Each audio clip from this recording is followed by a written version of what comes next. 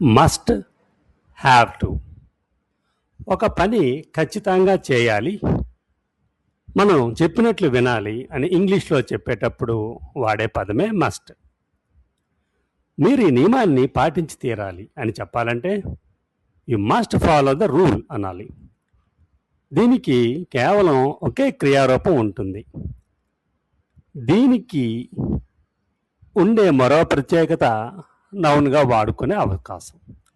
Past టెన్స్లో మస్ట్ని వాడకూడదు. అన్ని కర్తల దగ్గర ఒకటే పదాన్ని వాడచ్చు.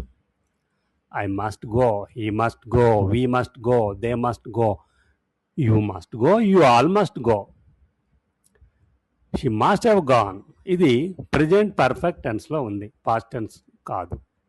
ఇది వ్యతిరేక అర్థాన్ని ఇవ్వదు. ఆమె వెళ్ళి ఉండాలి కదా అని భావం. Questioning. Must we obey bad laws also? Must you wash all these clothes today itself? Negative. You must not shout here. నువ్వు ఇక్కడ అరవకూడదు. నౌన్గా వాడడం. A walking stick is must for old man. ఇక్కడ మస్ట్ని నౌన్గా వాడాము. Ramayan is a must read book. Dhurandhar is a must see film. ఇక్కడ నౌన్స్గానే వాడాము. నిజంగా జరిగే వాటిని లేదా నిజమైన వాటిని గురించి చెబుతున్నప్పుడు మాత్రమే మస్ట్ వాడాలి. With that pile of papers on his desk, Mohan must be wishing he had never taken the job. The hall is packed. There must be about 1,000 people at the meeting. Have to. ఇది model క్రియ కాదు, కానీ helping వర్బ్స్లోకి వస్తుంది. Must have టూల్ను ఒకే సందర్భంలో వాడకూడదు. అర్థం ఒకటిగా కనబడుతున్న భావం వేరు. ఇతరుల కోసం చేసి పెట్టాల్సిన పనుల గురించి చెబుతున్నప్పుడు హ్యావ్ టు వాడతారు. I have to see the principal. నన్ను పిలిచారు కాబట్టి. I must see the principal. నేనే వెళ్తున్నాను. మస్ట్ని పాస్ట్ టెన్స్లో వాడకూడదు కాబట్టి నేను వెళ్ళవలసి వచ్చిందని ఇంగ్లీష్లో చెప్పడానికి ఐ హ్యావ్ టు గో అనాలి. అలాగే నేను వెళ్ళక్కర లేకపోయిందని I haven't have to go అనాలి. ఐ హ్యావ్ టు గో, నేను వెళ్ళాలి. డూ హ్యావ్ టు గో, నేను వెళ్ళాలా?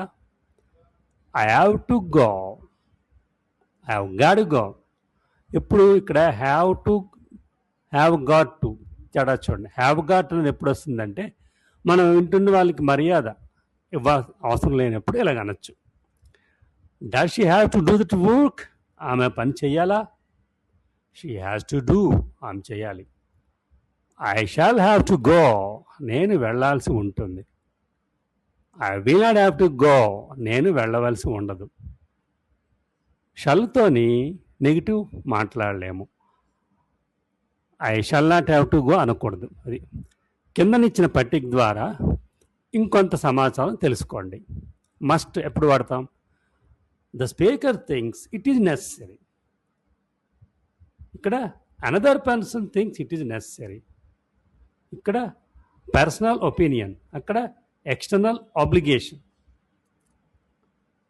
ఇక్కడ రిటర్న్ రూల్స్ ఆర్ ఇన్స్ట్రక్షన్స్, అక్కడ ఫ్యాక్ట్స్. అంతే, ఒపీనియన్స్ నాట్ ఒపీనియన్స్ తీసుకోకూడదు. The teacher is giving the students an obligation, instructions. ఇక్కడ చూడండి, teacher you must complete the essay by Friday. Students ఏమంటారు? వీ మస్ట్ కంప్లీట్ అనరు. We have to complete the essay by Friday. ఎందుకు? మీదనేంటి చెప్పాము? Have Tuki external obligation, అంటే బయట నుంచి మనకి ఆబ్లిగేషన్. ఇక్కడ అప్లికేషన్ ప్రజలు అనుకోండి, టీచర్ అప్లికేషన్ కాదు కదా. Okay, the teacher has given us the application or instructions. ఇంకా ఇక్కడ ఏంటి? We use had to instead of must in the past tense.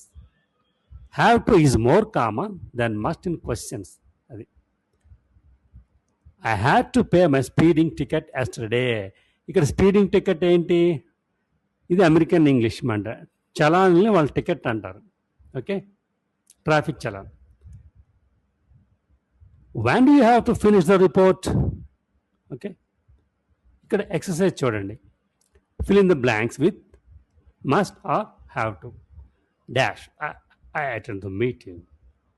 Do we dash wait here? You dash remember his birthday.